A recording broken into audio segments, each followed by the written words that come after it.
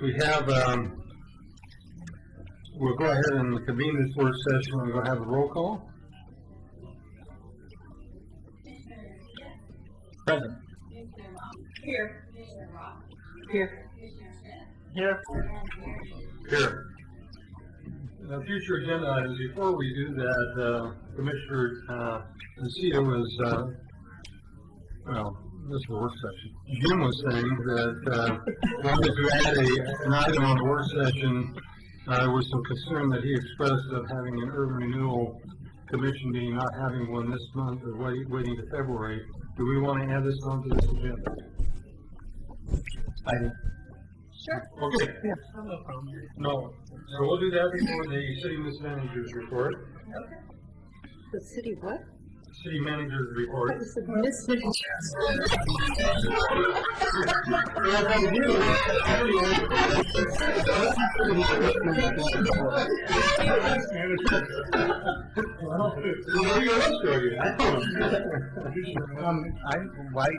I have some other future agenda items, and I'm just wondering why don't we add that discussion to the future agenda items? Okay, we'll do it right now. So let's take that one first.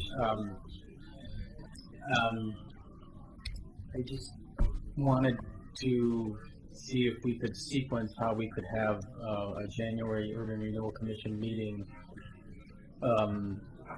with the new commissioners seated, the new Urban Renewal Commissioners seated, and presumably that will take place next Wednesday, which is the 19th.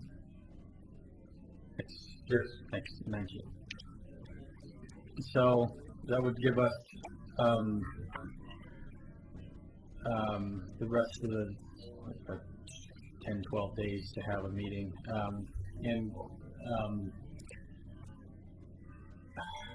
I think I'm more interested in than a general meeting is some kind of retreat, because the new commissioners and those new city commissioners who have not yet served on the Urban Renewal Commission are going to, in my opinion, need some acclimating and some orientation as to urban renewal. And I think that should take place before we get into any big decision making moving forward. And that's kind of why I think there's some urgency. There's another matter too, also, which is this: a lot of the new people, both the new commissioners and the people who will be our citizen members who are new, are going to be coming in like it's the middle of a play, having missed the first couple of acts. There's a lot of history of decision making that even certainly predate even Commissioner Smith and myself and most of the citizen commission members who are there now. And I think that kind of like background history, presentation, orientation on our bylaws and voting and etc. I think that should take place again before we start getting into developing policy, making decisions, etc. And I certainly acknowledge what Doug has said, that we are kind of heavily loaded with meetings in January. So I myself, I wouldn't have a problem with another meeting. So probably not. If there are others that do feel that we're too overloaded with meetings, that's fine. The last weekend in January, whether it be on like on a Friday afternoon, a week after our Urban Renewal Commission and our City Commission retreat, will be a possibility for me for that kind of like. That is your city commission. January. Yeah. I thought it was the 23rd. Nope. Okay. But if I might, I have a suggestion. Especially the concern about orientation for them. We could plan an orientation that wouldn't necessarily require the full commission to meet, or we could plan an orientation that's not a public meeting because it's a training session, and we could try to juggle all the different schedules and have Dan and Mr. Janik and others kind of teach Urban Renewal 101 to the new members and anyone else who want to join. So if getting them prepared, for February is sort of the goal, then I think we can try to. I'm not sure whether we can get it done in January, but we can just get it done as soon as possible. I think you're almost faced because different work schedules and so forth. It's probably going to be on the weekend, even if you're talking about the new people coming on. And the only weekend that we would have available that we all could attend would be the one immediately after we made our appointments on Wednesday. That is, we don't have anything for us to reschedule on the weekend of January 22nd. That's the Saturday. That's a real short time between the appointments and trying to work out something for the new appointees, and you'd almost have to schedule it around them. Well, I think what we're talking about is two different things. One is a retreat for them, where you sort of plan what Urban Renewal wants to accomplish.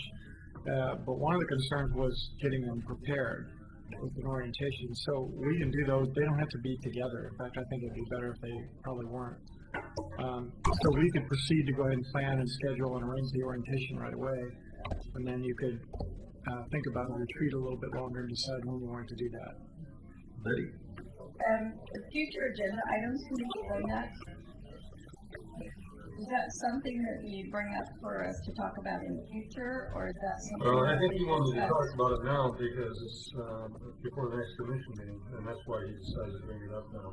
I mean, we can go ahead and make a decision later, but if we make a decision later, it's going to throw it back into February, I think, no matter what. Yeah, no, I just didn't know if that was the appropriate time to do things or not.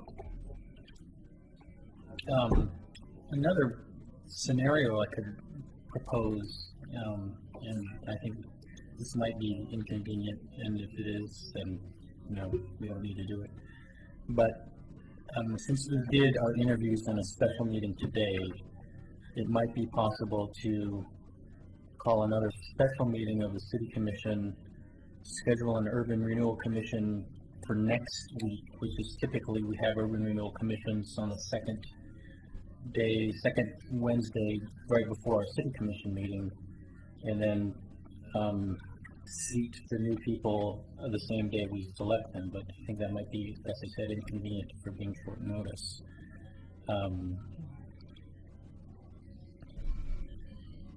Well, the special meeting you were thinking about was on a subsequent Wednesday. That won't. No, I'm talking about the 19th. Oh, okay. I don't know, that might be kind of tight. That's Tell you the right. truth, because, I mean, you're gonna have 5-6 people out there wondering who's gonna be chosen, and, Right, that's my point. so, yeah. Um, And then the other thing I wanted to make on my comment was, when we do this, is this gonna be open to the general public? Because I know that there are other citizens that would wanna be interested in attending.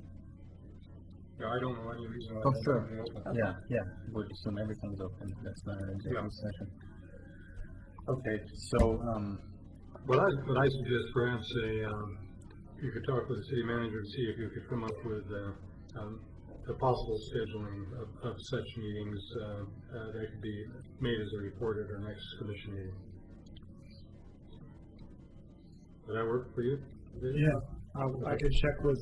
Actually, I'll have our staff and Nancy look at the calendar that you have, and we can email you out some options, and you can make that decision when you get together next. You say it's going to be difficult to even make a decision then because we will not know the availability of the new members. Right. Your calendar is on our. I know you know this. It's on your agenda tonight. Yeah. Okay. Any other future agenda items? yeah, I have to. I'll refer to anybody else who has something. Any others from anybody else? Seth, go ahead. Jude. Okay.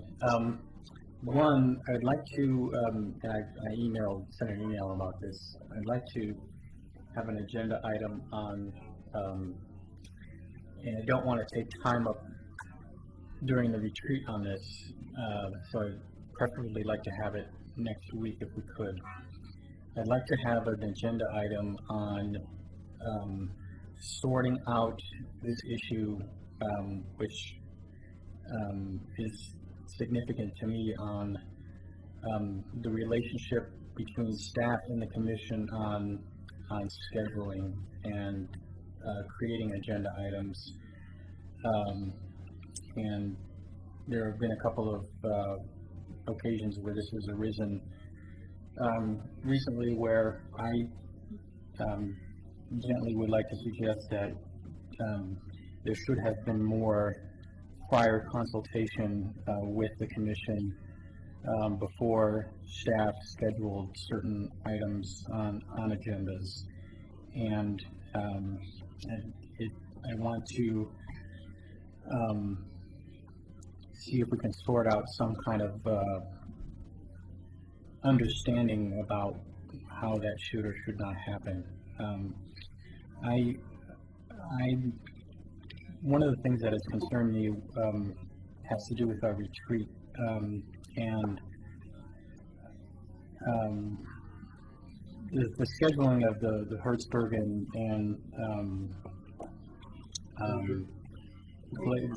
Glazer folks, and how that has consumed a very large chunk of the retreat, and the money that was expended on that has created some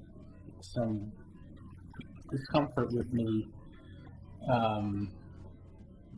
because we weren't consulted in advance about it, and gotten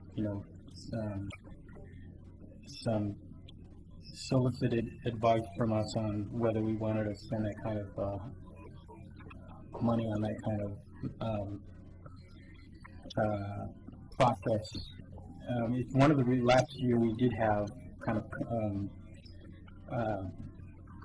consultation, or last year during the retreat we had both an Urban Renewal Commission retreat and a City Commission retreat, and I think part of the reason that we're struggling with how to have this Urban Renewal Commission retreat and orientation is because that time on our traditional retreat at the end of January has been consumed by this process with the Glazers and Mr. Hertzberg. Well, I believe there was no new commissioners on urban renewal last year either, was there? It was the same. You're right. Yeah. There wasn't any new ones, so it was easier because you guys were already here. Well, I think my point is that because there are new people this year, there is more of a reason to have reserved that time during the retreat for an Urban Renewal Commission retreat too. And that is why I think we should be consulted on these matters in advance. And is that the mayor that would do that? Is that on your? Well, it can be done through these. We need on setting up the agenda. Of course, this will be the first. Next one will be the first one I'll be dealing with. Really, the Wednesday before the Wednesday that we have our commission meeting, so we'll be meeting tomorrow, and we can easily send out emails. She wants to get the agenda out on by Friday morning and so forth, but there would be time to get a draft agenda out and to get the responses that could come back the very next day. Am I correct? Yes. It may not be completely convenient for you, but it can be done. Yes. Okay. So that might be an operation that we can do. I think, yeah. I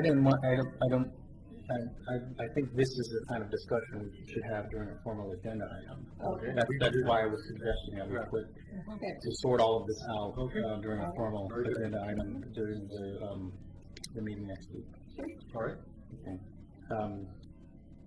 And the other thing I wanted to talk about was I'd like to propose an agenda item on the upcoming labor negotiations with ASME. It's been almost 2 years now, so the contract's going to be coming up this spring, and we'll be having collective bargaining. And there have been, I've gone on record, and I know Commissioner Roth has campaigned on this matter, as to the question of whether at least one city commissioner should be on the bargaining team. I acknowledge that some people, don't necessarily believe that's a good idea. State statute does provide for it. Our city charter provides allows for it. And I'd like to have an agenda item, next week to discuss the pros and cons of something like that. When is the date for scheduled renegotiations? I thought we did it this last year. I don't know the date offhand. I've had a preliminary discussion with representatives from there, and they're suggesting that they're going to just want to renew and continue their existing agreement. So we're not contemplating any big changes, but that meeting was right before the holidays, and I haven't checked with Jim Loeffler yet to see when they had their first meeting. Go ahead and set as an agenda item. Okay. That's it. Thank you. Just maybe I have future agenda item. Okay. And it may probably at a work session. I think it's discussion, and it's in terms of the contract with the visitor center and Clackamas Heritage Partners. Clackamas Heritage Partners runs the county visitor center, but it's really a pass-through in terms of funding. So the staff is underneath CHP, but that contract has been close to being done several times, and we've kind of extended it so that the visitor center didn't close in the middle of the summer. Summer's long gone, and that has never been re-brought up, and so I think that we need to revisit that and try to.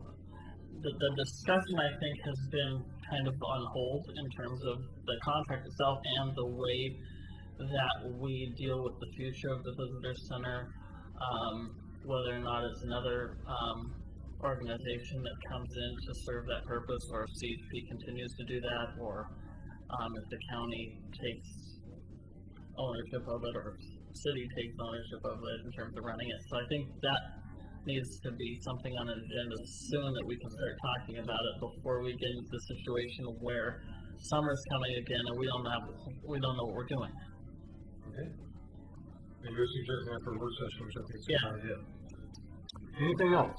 Yes, I have something. And I don't know, correct me if you wrote this, if this should be something at a work session or an agenda item, but I would like to discuss security during chamber meeting. Oh, okay. Okay. Security? Okay. We got this guy sitting over here. He's already back with sergeant. Yeah, maybe I would suggest that as a work session because I don't know what you're thinking about on this one.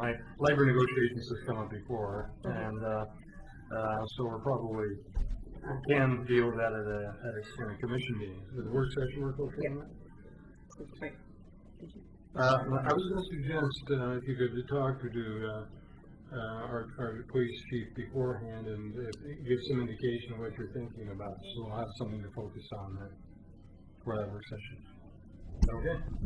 Yeah, we actually talked about this at our department head meeting today at 1 o'clock. Talked about target hardening and maybe an evacuation plan or safety plan we could brief the commission on in the event something happens. So we've already had those discussions. Great. Okay, we'll go on to our discussion items now, and the commission trading on web tools, electronic equipment, and other housekeeping items. It'll be Nancy, I will be talking about that. Okay, and David Meltzer will be joining me for about. Yeah, right. Okay, so the first thing that we want to do is just refer you to your screens, and we're going to initially walk you through how to use the screens. This is mostly for the benefit of our two new commissioners, but reviews are always good. Yes, So what I want to do first is have you take a look at your monitor in front of you, not your laptop, but your monitor, and give you just a brief training on how to use the monitor. If you take a look at the bottom, the very bottom, it says on the floor, agenda, and previous vote. The previous vote box, we don't use that at all. We haven't actually purchased the voting system for this. We may in the future, we may not. So that you would ignore. Other than the mayor, who may want to stay on the agenda tab there, the rest of you, it's just more simple to stay on the floor. So if you just want to press on the floor, then when I timestamp the item that we are on, in this case, we just brought up item A, the commission training on web tools. So that's the item that we're on. And if you ever wonder where we are on the agenda, just go to your on the floor and you'll see where we are. Down in the lower left-hand corner is the box that says documents. If there are any documents that are attached to this item, you touch documents, and then the document box will appear. So we would, for example, touch commission report, web tools, and we could go to a document if there were one. That's correct. Yes. And then it comes up in a PDF format, and when you bring that up, you'll see all the different tools there around the edge of the document, where you can make it larger, smaller. You can go directly to page 8 or whatever along the side. But it's just going to take a little time to play with it, to use it, but I think you will find that it's a very simple system to use. There's nothing complicated about it. That's your documents. If you wish to speak to an item, as you know, in order to speak, our protocol is that you need to be recognized by the mayor. So if you want to press the button for request to speak, then your name will pop in. It will be put in a queue, and the mayor will bring you up to call your name at the appointed time. I'm going to just ask a question. Sure. Because in the past, what was on the floor, the request to speak versus on the agenda was not always consistent. Has that been all fixed? Well, I'm going to say this nicely. If you stay on the floor, you won't have the problem. You'll always see the correct order. Yeah, but you say if you are on the agenda, then you have to actually select the item by touching it. There's a line there that says active item. Yep. Now you need to go and touch that item. Select that item. I wish I had. And then all of the correct speaker order and so forth will come up. Okay. If it's easier for you just to pop over on the floor, that's great. I mean, that'll work for you, and then you can just check the agenda later. So that's that. If you have any questions about even during a meeting and you want to get my attention and you need I'll be happy to come over and help you with that. Is there a call Nancy button here? I'm waving a sign when somebody's not speaking into the microphone or something. Half mils in that case. The other item I wanted to discuss was your microphones. We're asking that in order to have consistent sound, that for the viewing audience, that you keep your microphone on. We will have it on at the beginning of the meeting, and if you keep it on instead of turning it off in between the times when you speak, that helps our audio tremendously, because oftentimes it's easy to forget. I've done it myself. That you forget to turn it back on, and then what you're doing is you're picking up from the microphone next to you. So just keep your button on. And it actually, Renee told me today that if you're not speaking into it, it automatically sort of shuts itself down anyway. So, and then once you begin speaking into the microphone, it picks it up again. So, and the microphone pickup is on the end. It's not like it is. That's not where it picks it up. It picks it up on the end, so you want it directed right at you. And if you tend to do this, that you will be being picked up from all the microphones around you. I know it's more comfortable sometimes to lean back, but it's easier to be heard if you speak directly into the microphone. So that's that. That was a criticism that was usually made of me.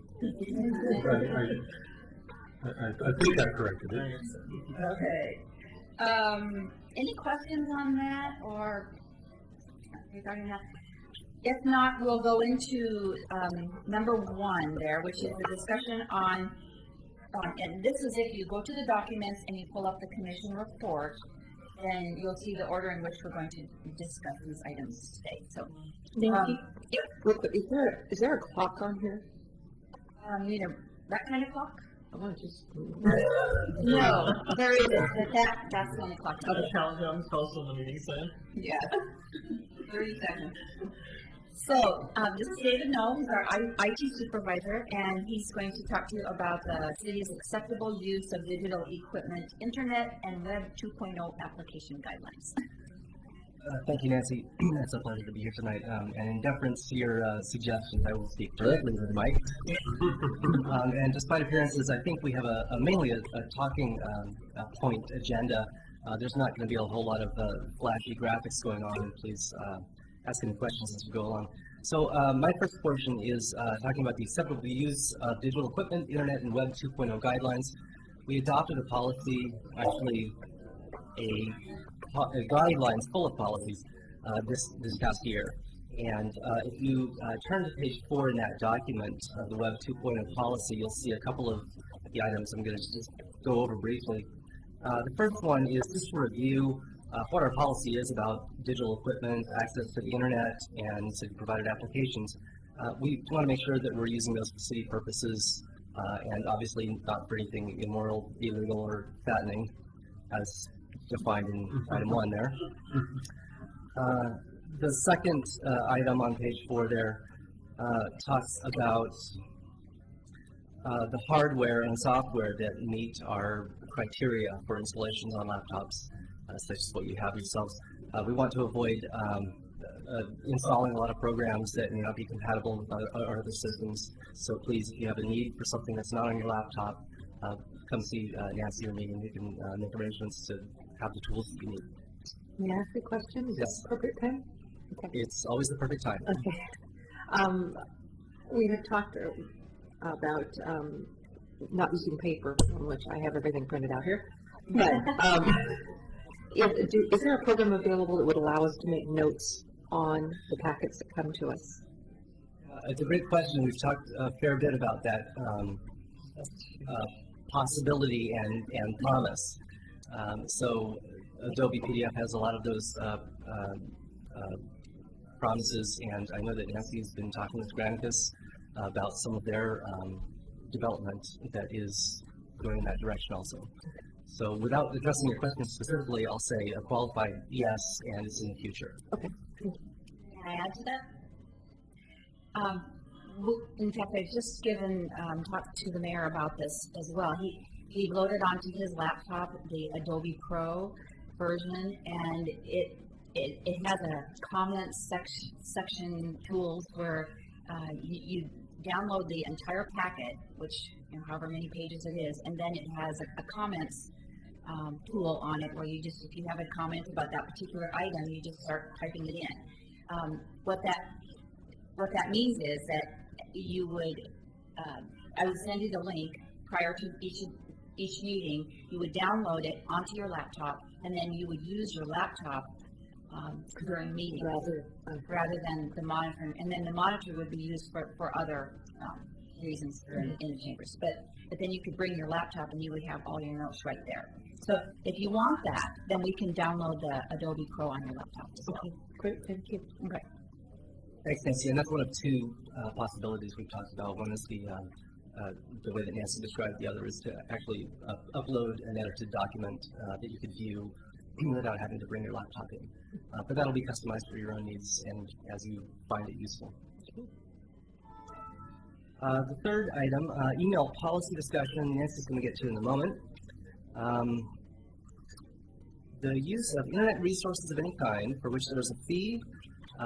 Number 4 on page 4, basically we want to avoid going to websites that will charge any kind of fee or make the city liable for charges at all. So please be careful of... Can we actually do that on our own systems though? I mean, well, you have a laptop that has internet access. So you could potentially go to a site and want some information that has subtle ways of Sorry. wanting to charge you. Okay. So that's what we want to avoid. And along the same lines, number 8 on page 4, the use of our Web 2.0 resources may be used infrequently and occasionally for personal use, such as such use is incidental to your workload. These are mainly guidelines designed for employees, but basically, if you are going to use the computer for personal use, we recommend that any personal use you do with your home machine, your personal laptops, and the city laptops are reserved for city business. So Nancy, I guess I'll turn it back over to you for email policy discussion. Okay, at this point, we're going to put on a quick 6-minute video. I apologize, it's a little bit outdated, although I think you'll recognize one of the stars of the show. And it talks about email and the importance of just being showing how important it is to be careful with your email. And Renee, it looks like he's going to set us up to go.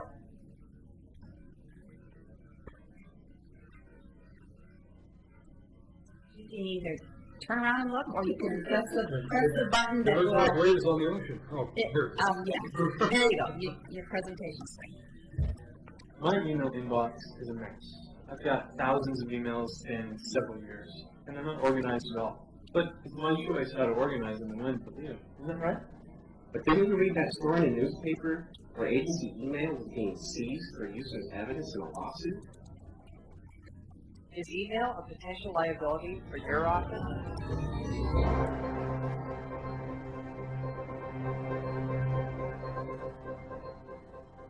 Hello? Hi. That's right. I'm going to run for city council, and I could really use your support. That's great. I really appreciate that. I'm going to have to call you back. Look, there's some important business I have to take care of down here at City Hall. Okay, bye. Hello. Hi. I'd like to make a public records request. Let me get the city recorder for you. City recorder to the front desk, please. She'll be with you in just a moment, sir. Great, thanks. Hi, how are you today? Good, thanks. How are you? Good. I'd like to make a public records request. I would like to see all emails in the city councilors' inboxes. All right, I need to inform you that the law allows us to bill for our time. And judging from the scope of your request, this will be very expensive and will probably take a fair amount of time. You may want to consider narrowing your request. Is there a specific time period that you are interested in? I really need to see these emails as soon as possible. I'd like to start with email from the last 3 months. That's a good start. Now, are there any specific keywords or people that you would like us to search by? This would significantly lower the copying and labor costs. It would also save you time sifting through so many email printouts. I'm most interested in emails that the city councilors sent to each other in the last 3 months. Okay, we can provide you with the email sent between city councilors over the last 3 months. It would probably take my office at least 10 business days to pull together the information you requested. I'll call you when it's ready to be picked up. That will be fine. Oh, and one last thing. I would like to see the mayor's inbox from the last 3 months as well.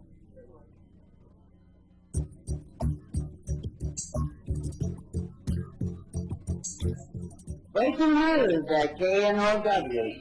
City officials have been trying to keep the public in the dark.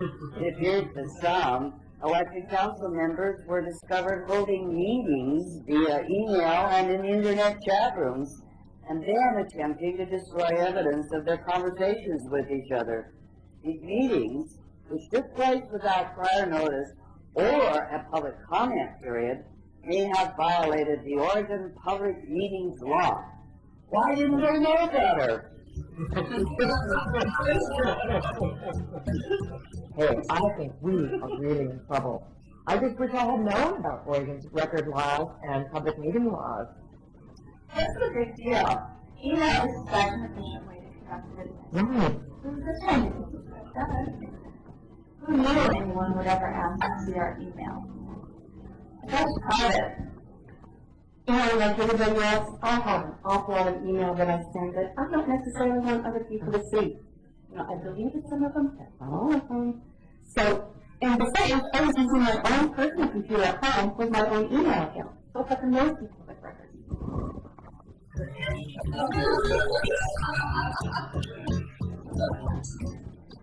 Hello? Yes, Mayor, we asked for all your emails sent and received over the last 3 months. We also requested the city councilor's email for the same period. It's going to be a big job for the IT manager. He'll be spending a lot of time retrieving them from our backup tapes. I'm sorry this comes to you as a surprise, Mayor. I was certain that you knew that these records are available upon request of the public. Yes, the public meeting law may have been violated when a quorum of the council communicated via chat rooms, internet forums, and email. It looks like the public records law may have been violated as well because it seems that some emails documenting official business were deleted. Yes, we should contact the city attorney and seek his advice. So remember, any sort of electronic communication in which a form of elected officials is present, including email, instant messaging, and chat rooms, may be subjected to Oregon's Public Meetings Law. In addition, Oregon's Public Records Law applies to messages transmitted in these formats and can have requirements for access and retention. All email correspondence subject to Oregon's Public Records Law must be kept according to the appropriate records retention schedule approved by the state archivist. To be safe, follow these simple rules. Make sure that you have a written email policy signed by each employee that addresses use, access, and retention. Never say anything in an email message that you wouldn't want printed under your name on the front page of your local paper. Train each employee on your policy and acceptable use of the email system. Finally, monitor compliance with the policy. For more information on managing your email, go to the Archives Division webpage at http://archive.sos.state.or.us and click on Records Management. Okay, thanks, Renee. It was a little outdated, but I think you get the drift about being careful with email, knowing that we cannot hold quorum meetings and just do a lot of deliberating and discussing via the email. That doesn't mean that you can't talk back and forth about arranging for meetings or meeting here or there or sending out a suggestion to the group. You just can't deliberate. In March, the League of Oregon Cities will be coming back will be coming and doing a training that will get more detailed into this, so that at least from our perspective, you will have the training and you will at least have the information. The city does have an email policy that the employees are to sign and submit it to their personnel file, and it's also included in your documents there. I just wanted to point out a couple of things in it, and if you could turn to my page here. Is this under email policy or is it something? It's under the email policy, Okay. yes. And if you go to page 3, this is just a suggestion. As you develop email for projects, there's a retention period for each project. And on your laptops, I saved under your favorites the state's retention policy or retention schedules, and it explains what particular retentions there are on various projects. Your email is for those projects are associated with the same retention. So if there's a 10-year retention on the project, then your email will also be a part of that, unless it is, as it says on page 3, something transitory or is correspondence. And then if you do have email project lists created within your Outlook, you can you can create 3 additional folders under the project name. One would be transitory, one would be correspondence, and the other would be long-term value. And then you can automatically just save those email to those folders. That's just a suggestion that we make that helps you to determine what the retention would be and where to file your email. There's a lot more that I could talk to you about as far as the email policy, but you can read that yourself as well. If you have any specific questions, I'd be happy to answer any questions concerning that. But I just wanted to make sure that you understood that meetings could not take place online, and that there was a retention for your email. So then the correspondence, the Secretary of State's retention rules for correspondences is 5 years? Some. I mean, the ones that aren't transitory. Yes, correct. Now, if you have email that's related to a specific project that has a 10-year retention, then you would have to keep that for 10 years. And you would put that under the long-term value. If we get, I've actually hit my green button so I can log myself. I went back to the agenda and I'm not there and I'm on email policy, so that didn't work. In any case, yeah. But Lee Smith, who's already gone off, is on both the agenda and you're grayed out, it's okay. But I am green on the floor. Well, now I disappeared. Okay, here I am again. Okay. See? Well, Okay. sorry, you have to have the item touched. Not the document. Okay, very good. I'm on both places. Oftentimes we get emails that from people that are expressing opinions. We don't respond to them necessarily. And if we're actually not engaged in a correspondence on any emails, do we have to retain those as well? In fact, in no way respond to those emails. It is a public record because it was sent to you. Yeah. There is a retention on it. I have to look it up. I don't have the whole 50 pages memorized, but there is a retention on it. You could just create a folder that was labeled neighborhood concerns, or whatever you want to call it. Don't delete the email. Yeah, don't delete the email. Just move it into your folder for storage. Now there are other things that we're just getting,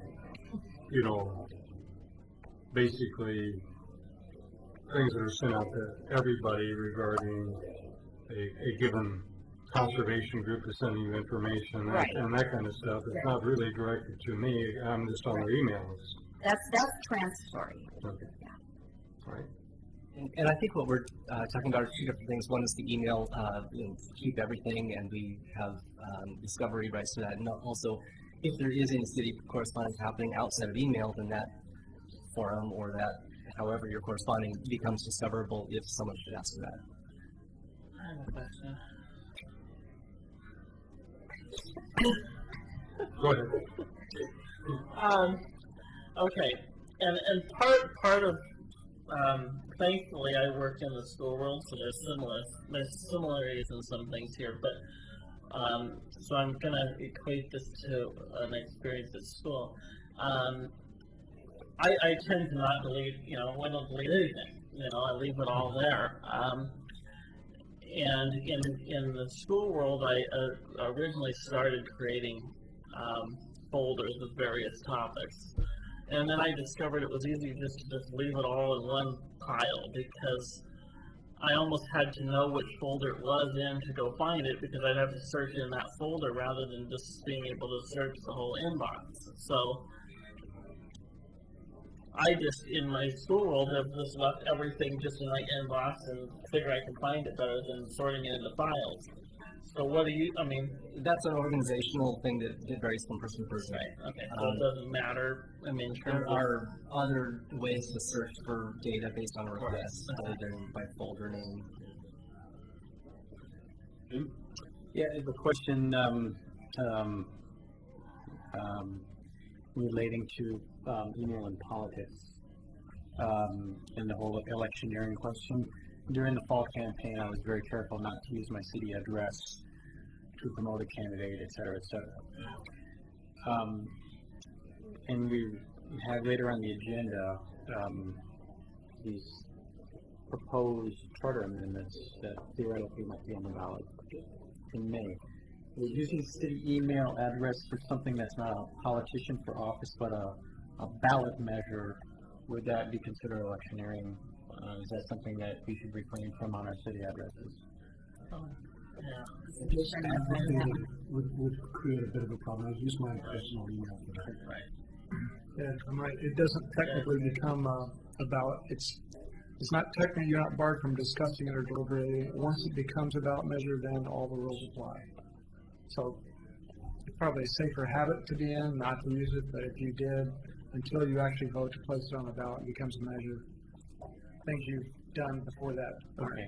But theoretically, for these three, if they advance, the point of departure would be next Wednesday. Once you make a decision. Yeah.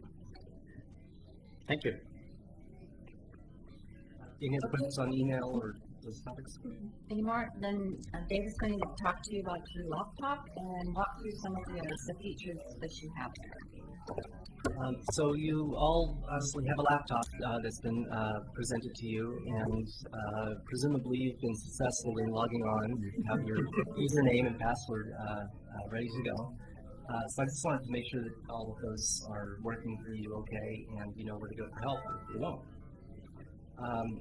You can access your Oregon City email two different ways. You have Outlook installed on your laptop, so when you're on city facilities, you can open up Outlook directly and utilize that along with email signatures that you can install in Outlook. If you're off-site, you can utilize the city email by opening up a web browser, and I can provide you those email addresses. You should have it in a shortcut, but I'll have details such as those later on for you. But you can open up a web browser anywhere you have internet access, go to the city email site, log in using your email address and password, and access all of your email from there. That's where I'm having a problem. I'm not able to do that. And I'll be happy to take a look at your laptop. You can either leave it here tonight or bring it back and make sure that works for you. One caution as far as using a public computer and then accessing your email remotely is that if you begin to download information, download documents, and you save them onto, say, your personal computer or your school computer or wherever you are. I know, but I just want to caution you with that you can work within your email, checking email, sending email, that sort of thing, moving things around, but avoid downloading any documents because that's what's going to make that particular computer discoverable in the event that there's some kind of litigation or something. So that's why we recommend that you just use your own laptop for the city-issued laptop for your city business. Common controls that you've all seen, if this is a public computer, don't download any files and, your files will be deleted when you log out. There's that option where you use the webmail to have it be signed a private computer that's yours or a public computer if you happen to be elsewhere. So if you have any help issues, please feel free to contact either Ed Welsh, I know you've talked with him, myself, or Nancy. If there are procedural or workflow issues that you're not sure about but aren't really a technical issue, I would go ahead and ask David Fraser and Nancy to hear those and send them out to the appropriate staff so that they can be solved as quickly as possible. And I guess my next action, I was going to go through a little website demonstration, but I want to make sure to get to the last portion of what tonight's all about, which is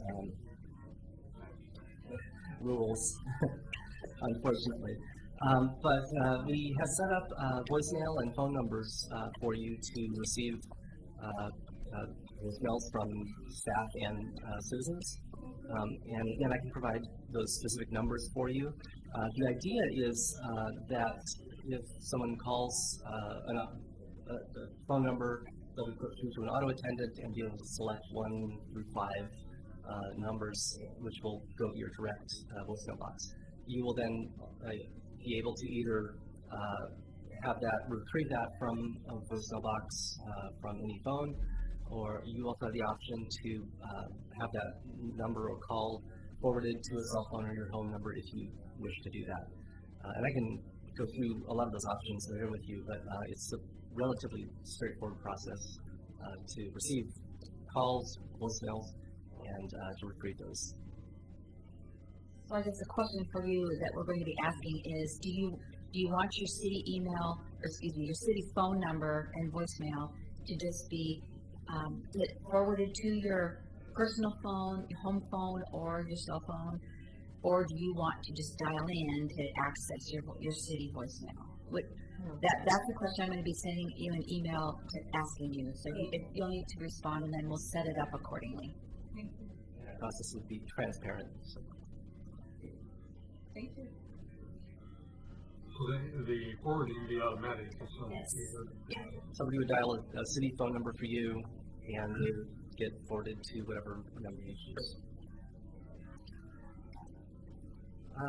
All right, well, I have a couple of, I just want to make sure that you knew some of the tools that are available from the website, and hopefully this will be a quick tour.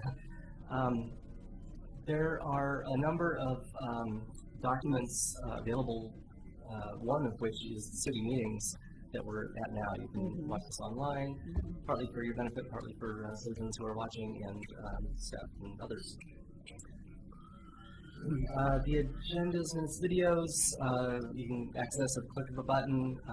You can click on the event, on the agenda before the event happens, and then watch the live event as it occurs. We have a citizen request, and citizens, if they have a concern, question, want to submit a request to the city, they can go ahead and do that from the website, and it gets directed to the appropriate department. We also have the records online. This is a great tool. We have minutes, ordinances, resolutions loaded, and they're searchable. It's a direct login that you don't need to know a password for, and there's a number of search tools that you can use to retrieve documents throughout history. We have them scanned back through 1800s. The City Commission has your own page where your contact information and any other information you'd like to have there can be placed. The mayor gets special privileges, and we'll be talking with you about providing even more in-depth information if you choose to. The city charter and unless it goes to the city, which I presume it doesn't. That's my fact.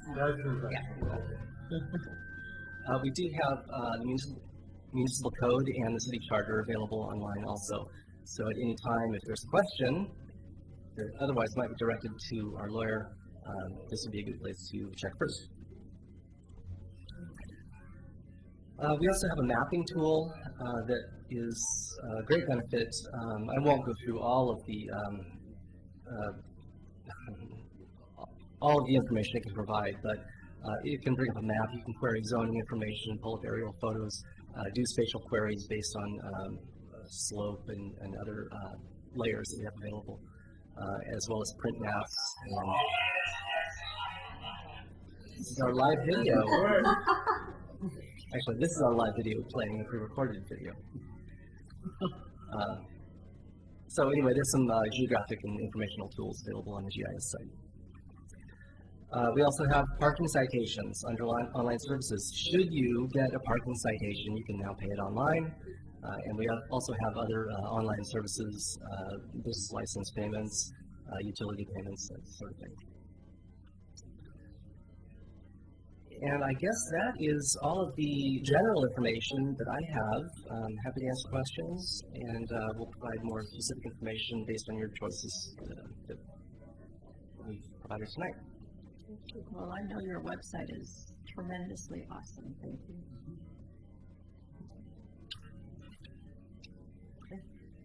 David does a fabulous job of keeping things updated.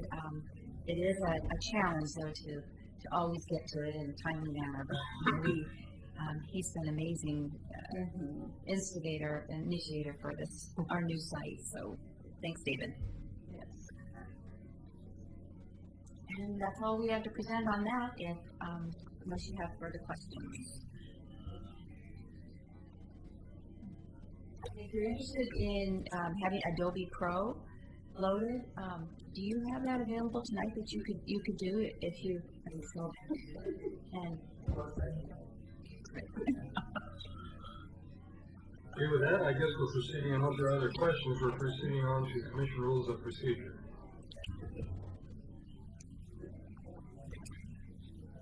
And again, it's Nancy I. Okay, as you recall, at least for those of you who were on the commission this last year, we brought these forward at the November work session, and you made some changes at that time, and those changes have been made and incorporated into the enclosed document. They're also I think they're highlighted on the screen for you there. So at this point in time, it's just a matter of you going through the rules and letting us know if there are any further changes you wish to make. Which screen are you talking about?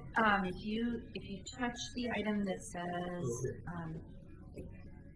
Resolution 1101? Yes, okay. That's it. Great. And Commissioner Nocita, you had talked earlier about how items are put on the agenda, and that is addressed in here. I believe you went over that at a earlier time as well.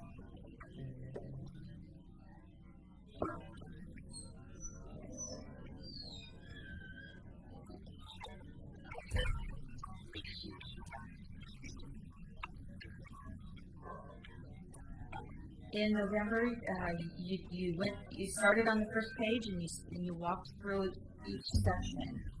That was where you came across some changes that you wanted, and we went ahead and made those changes. So we're bringing it back to this work session for you to review once more before sending it on to the formal agenda for approval. My recollection of Robert's Rules of Orders. The process for discussion, just let me correct me if I'm wrong, based on your memory, but a motion is made and seconded, then you go to discussion. I don't know the specific in terms of whether discussion can actually occur before the motion is made, but the point is, usually we don't know how to make a motion until we've had some discussion about it. And am I right that, yeah, and there's been this kind of informal understanding. We tried to work it once, I think, in a commission meeting to follow that, and it was a real disaster.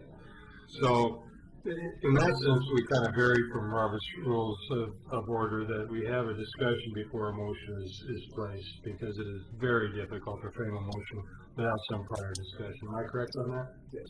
And your parliamentarian has not tried to keep you within Robert's Rules on that issue. Okay.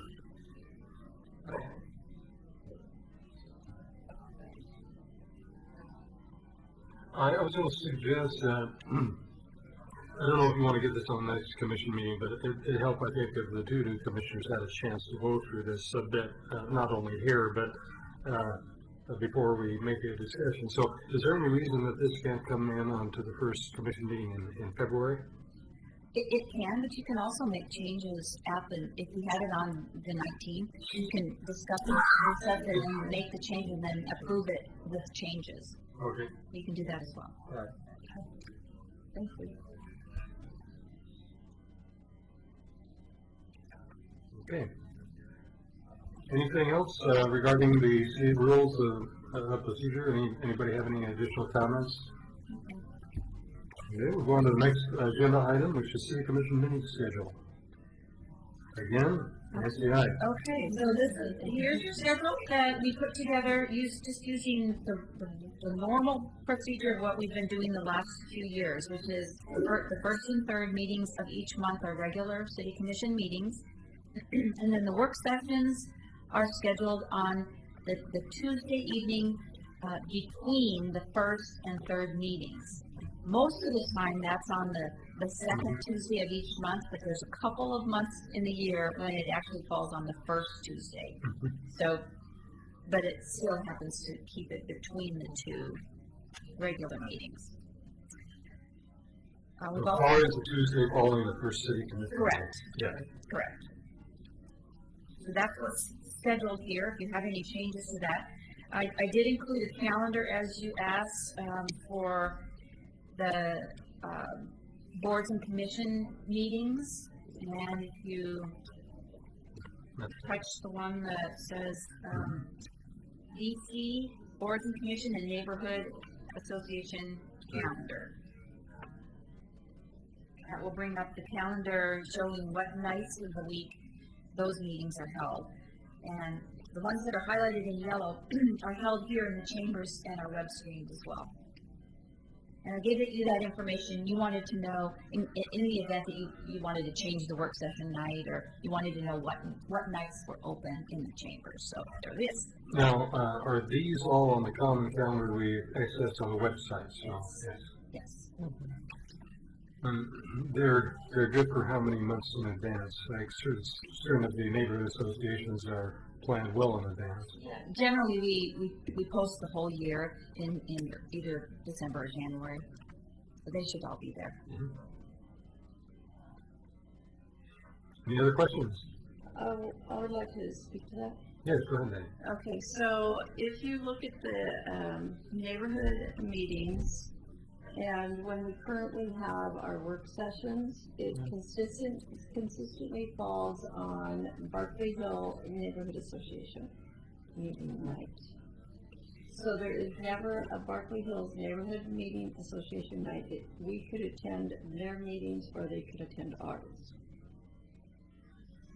So I think, if I might just comment, we have a major problem, I think, in general, where various neighborhood associations will schedule their different meetings on the same night, and nobody seem to want to change that. So, and so, I don't know. Well, it looks like the fourth Wednesday is open. Well, that is where the impact meeting is, and we have a seat at impact. Yeah. Unless you want to hold in the afternoon. Sure, why not? Yeah. We don't have a meeting on the fifth Wednesday when that occurs. Yeah, it's a tough one. Yeah. I don't know how long have we been working on this Tuesday after the first commission meeting as a work session. It's been a long time. I think As long as I've been here. Yeah, and so really, I think those neighborhood associations made their own scheduling that made the conflict. Okay. Work session begins at 5:30, and the neighborhood association is at 7. So the meeting was shorter.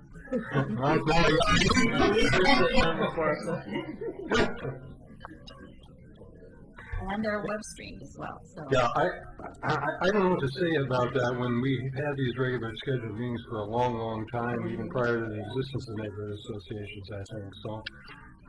I don't know if we're the ones that need to give on that or not. That's okay, I just brought it up. Yeah. And then one other comment, Mayor had preferred that the last budget meeting be on the 25th, not the 26th of April. I think there was a reason for that, wasn't there? Well, I don't know, you didn't mention what the reason was, so I'm just going to bring it up. I just felt like it wasn't. Oh, yeah, the 26th is the impact meeting. So there was a reason. I'm sorry to tell you what it was. Yeah. Okay. What meeting were we talking about? Excuse me, I'm sorry.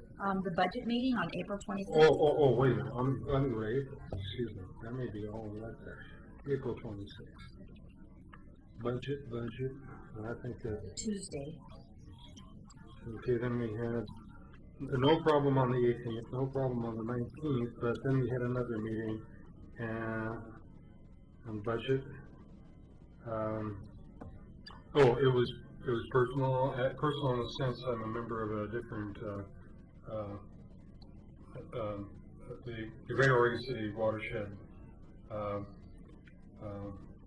What are we? Board. and that I'm on the executive committee on that. And so I had a conflict there, and that was the reason for my request. Now, if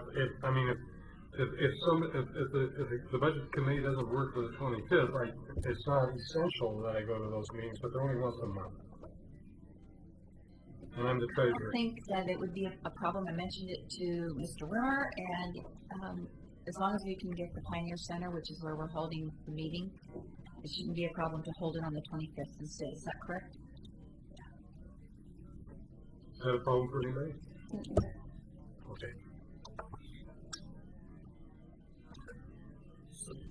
So it stands approved then, as it's read, with the one change of the budget committee meeting.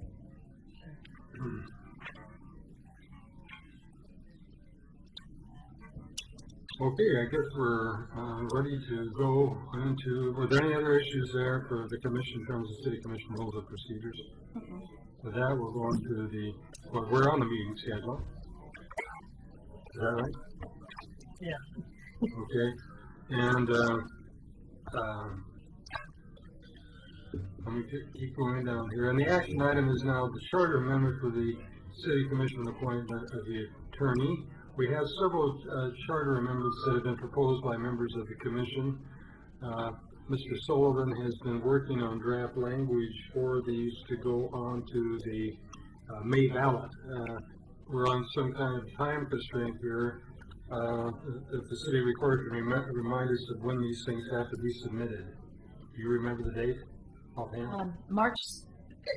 February 16th is the last meeting that you can make a decision. So we're on a time constraint on looking at these charter amendments. I think we've all had a chance to look at these, and now is the time to discuss them, not for decision purposes. That would come at a commission meeting, but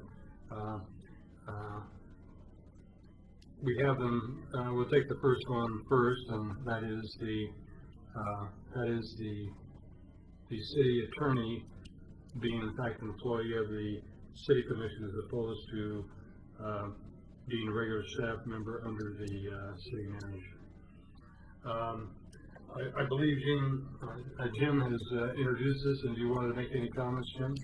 Well, tonight I'll just want to go over to the language of them. When we get to the agenda item of a city commission meeting, I'll talk about the rationale for the ones I proposed at least. But I mean, this one, the city attorney one, is basically a two-word amendment. So it seems to be pretty self-explanatory. Section 11 is amended to add the city attorney as with the city manager and the municipal judge, an officer that is appointed by the commission. So that's to be cut and dry. I think this is fine. When it comes to the commission, and even when you brought that up in concept within the last commission, I didn't hear any objections to it expressed at that time. The only concern I would have would be that anything that the commission is directed to the attorney to explore, and this probably can be done by resolution if it's even necessary, is to have a majority of the members of the commission directing the attorney to explore something rather than individual members of the commission. And of course, the city manager should always be able to request information from the attorney as well. And I think that would be points of discussion that might come up at the commission meeting. And I don't think they have to be addressed in this charter amendment, but it's kind of more of a procedural thing. Okay, and we have, are there any other questions on the,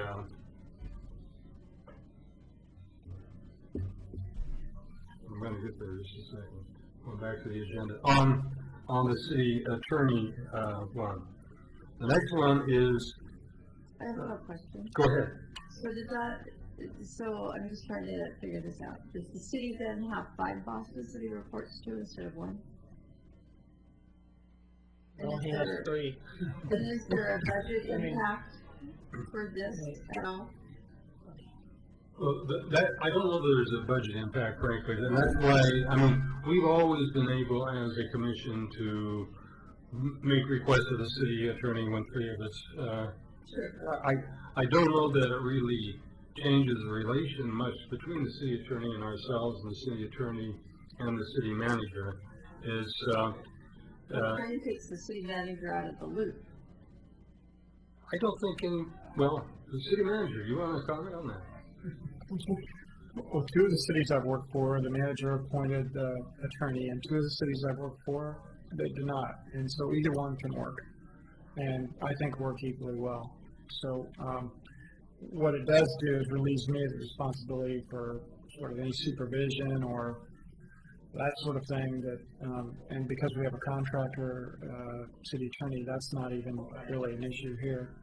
So I think if people want me to be well informed and do a good job for the city, they're going to make sure I'm in the loop, and I think most of you will as well. So I don't have a concern either way. If I may, and this is several commissions ago, there was a discussion about having an attorney on staff as opposed to contracting out, and several things.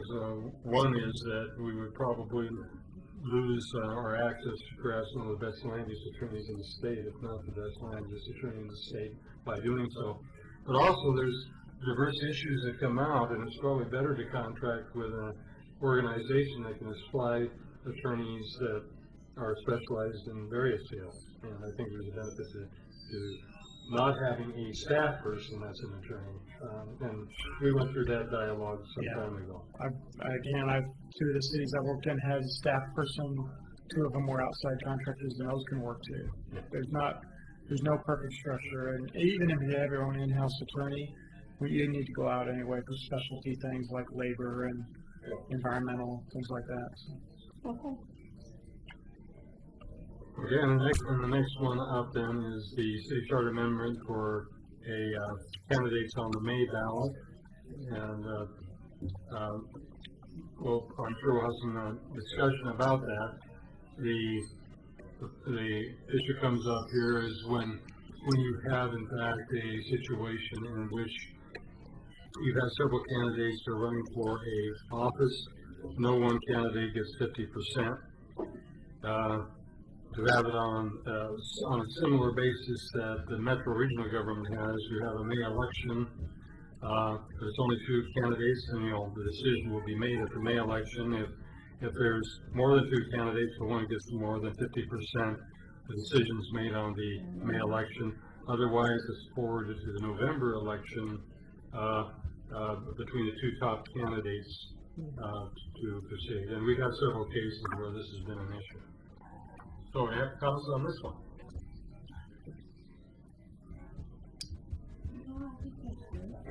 I don't have any. Again, I'll as far as the merits of the idea, I will save that for a city commission meeting also. But I just wanted to note that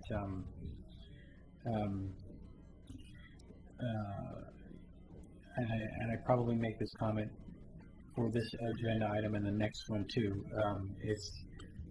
I think we not only have the best land use attorney in the state as a city attorney, but we have one of the best attorneys, period, in municipal law, and the ability to draft these things with clarity and economy of language. And I think the way this is drafted is just it's really hard to misunderstand it. It's because it is quite clear and logical and straightforward. If I would make a suggestion, if anybody has an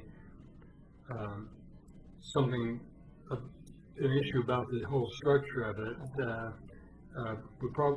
you probably should inform Mr. Sullivan so that if there's an alternative structure, he'd be able to address that at the next commission meeting.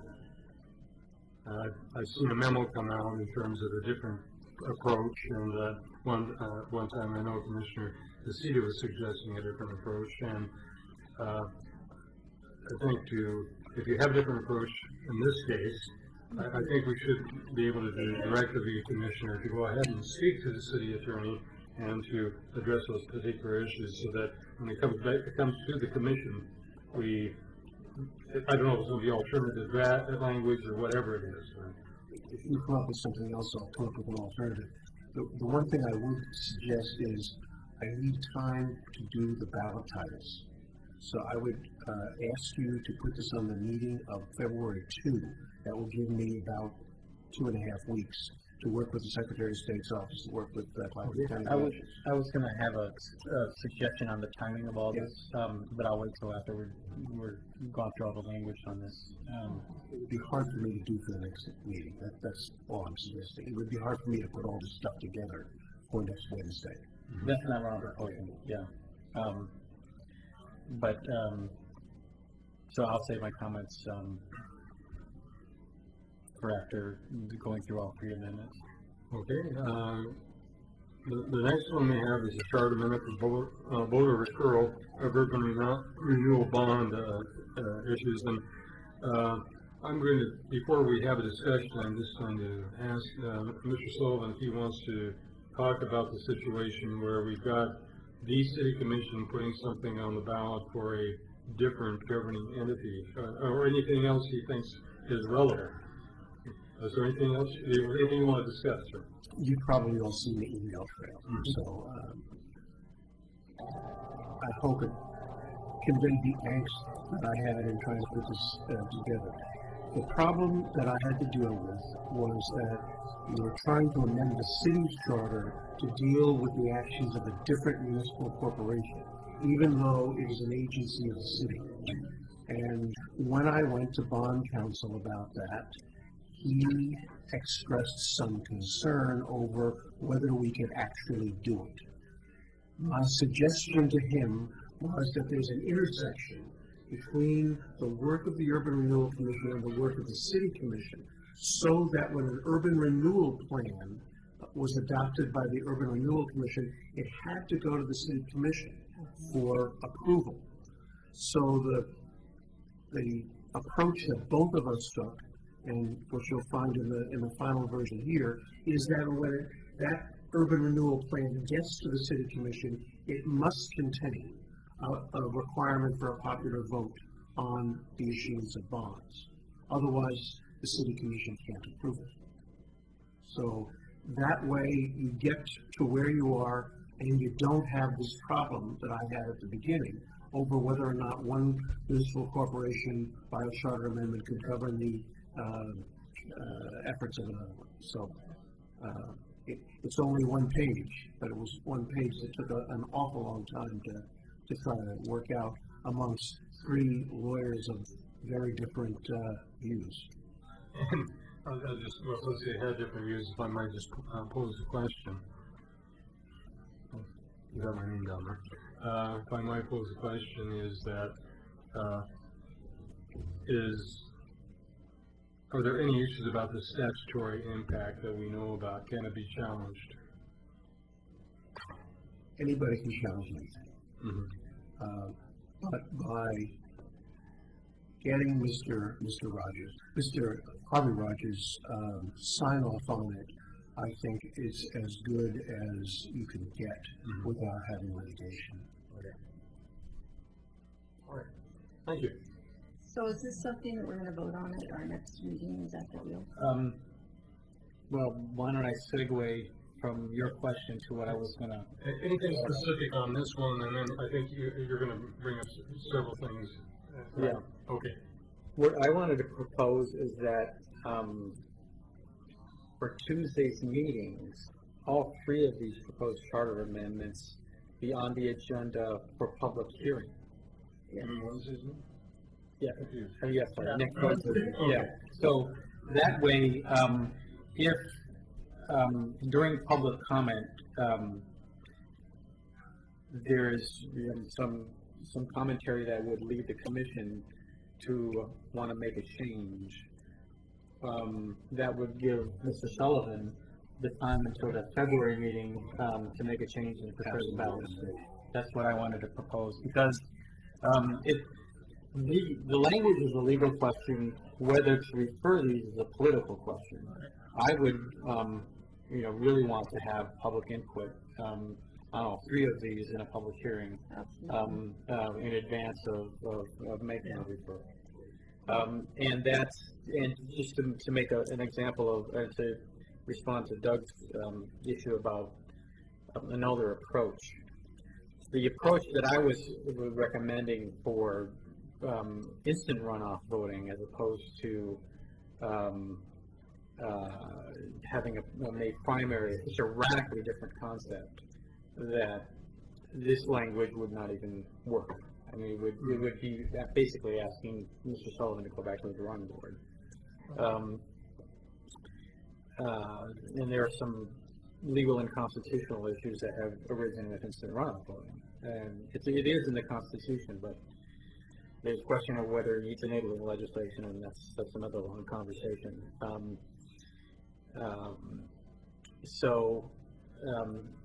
I don't want to rush into any of these without having them fully vetted and having people come and show public comment during a public hearing.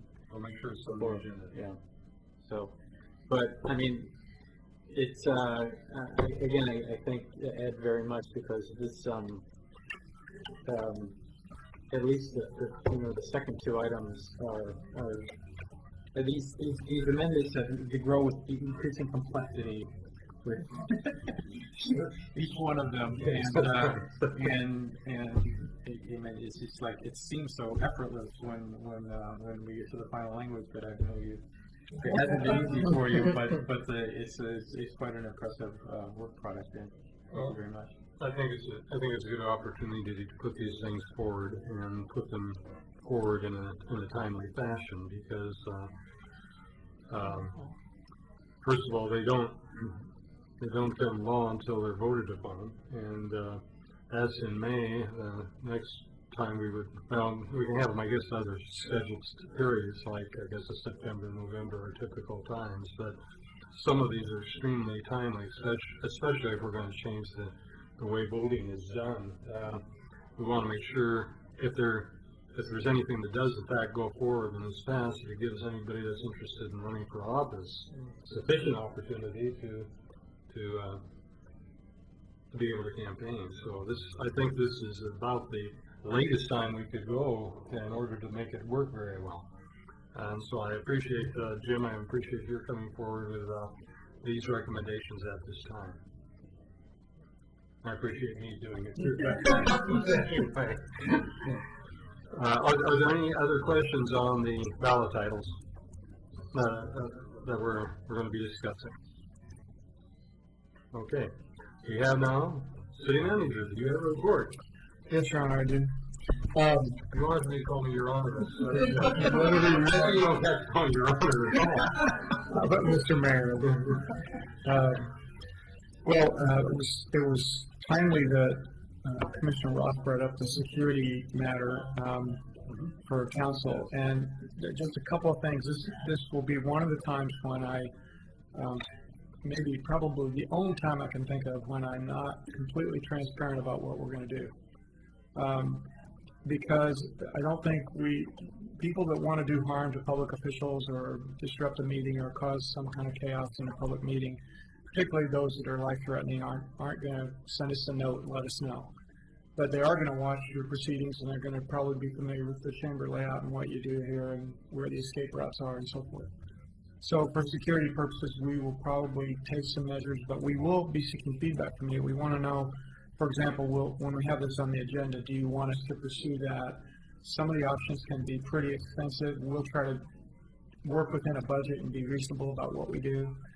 This is something that I actually asked about this my first week or two here on the job, because I learned in another city where I worked, we had some commissioners that were threatened, and the person had a firearm and, ultimately discharged it at himself. But it was, our commission they were threatened, and we were concerned about it. So we took steps, and so I have been through this before in another city. It seems here the discourse is very stable, and people are almost always polite, and I really appreciate the fact that flavor that Oregon City has when it does have difficult decisions to make. It always, the folks there realize that they're all in one community, and I really appreciate that. But we will probably be cautious about how much of the procedures we announce. But we will make sure that you know individually, and I will give you private briefings or whatever it takes to make sure you're familiar and comfortable. Also, our police department will be really heavily involved in any plan that we come up with, because they're ultimately our safest, our best security is our own police department. So we'll try to work out a plan that's reasonable and protects everyone. The next thing I want to mention too is that the LOC training that we had planned for you that we rescheduled, we're going to go ahead and invite the Urban Renewal Commissioners and the Planning Commission too, because many of the things that they review, and so that will help with part of the orientation. And then we will also get to work on Urban Renewal 101, so we have an orientation program separate from that. And next, let's see here. I want to ask Maureen Cole, our library director, to give you a brief update. One of the things she's doing, as you know, the commission is aware that we're out there beginning a process by which to solicit a site, choose a site, and the commission will ultimately make that decision. And all of us are nervous, I think, about getting to the end of the process, having you ready to make a decision, and having some knowing citizen come forward and say, "Have you thought of this site?" And we're like, "Oh yeah, that's perfect," and we all miss it. So anything's possible. There's lots of sites. So one of the things she's going to be doing is advertising, and I want to let you know that we're going to put an ad in the paper and solicit these ideas. But Maureen, can you highlight any more? I've already said it all. Well, it was our consultant's idea, and it's just a great idea, because you can just imagine we make a decision and 2 months later somebody, out of the blue comes up to us and says, "If I only would have known you were interested, I would have considered selling my site to you, or worse yet, giving it to you," right? We don't want that to happen. So they suggested, how about if we place an ad, and they thought in the Oregon City News and then the Daily Journal of Commerce for like a week at the most or something, but just to get it out there so people are thinking about that. And I have had several calls already, which is great. It's going through the grapevine, which is wonderful, because we are in that collection mode right now. And then the other, we're going to start a public process, which is a little bit in a draft situation right now, but one of the things we're going to do pretty immediately is David Knoll, who you met tonight, is going to create a big poster of Oregon City for me using the GIS information that we have, and then we'll have and this will be set up at the library, and we'll have a suggestion box there with some slips that people can say where they want the library cited and why. I really want to know their reasoning. And then if they, leave their contact information or whatever, and we'll probably get some little push pins on there too, so that we can kind of create a little map of where people are thinking. So create that nice visual. And we'll get something online to kind of match that, but, and we'll do some other more formal things, but I just wanted to let you know the wheels are turning, things are happening, and we're going to get there. So, cool. Right. And then, if I might ask just right at this point, if members of this commission have made suggestions of sites, they have other suggestions. It's probably not necessary that we go through a commission process. All we're doing is putting up some alternatives. So perhaps just direct our comments either through you to the city manager, to you, or directly to Maureen Cole in terms of site recommendations.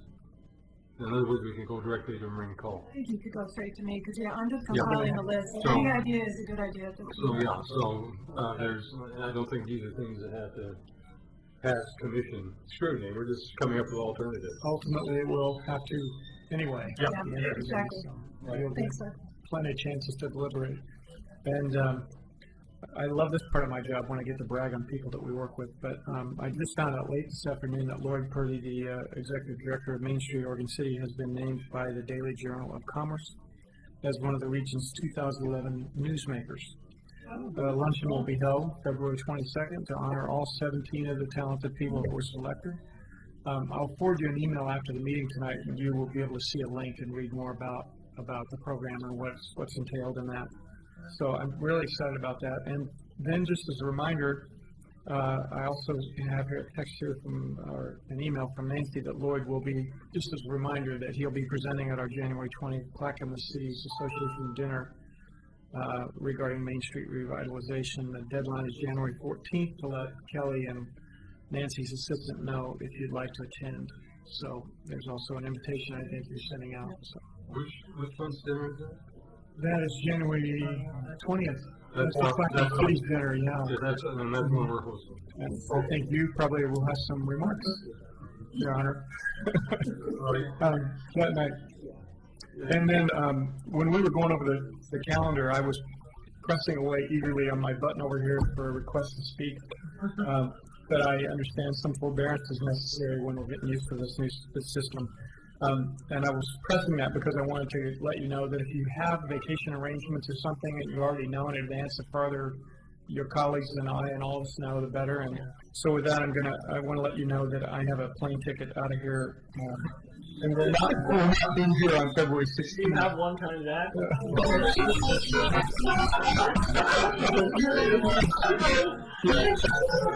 Yeah, it's round trip.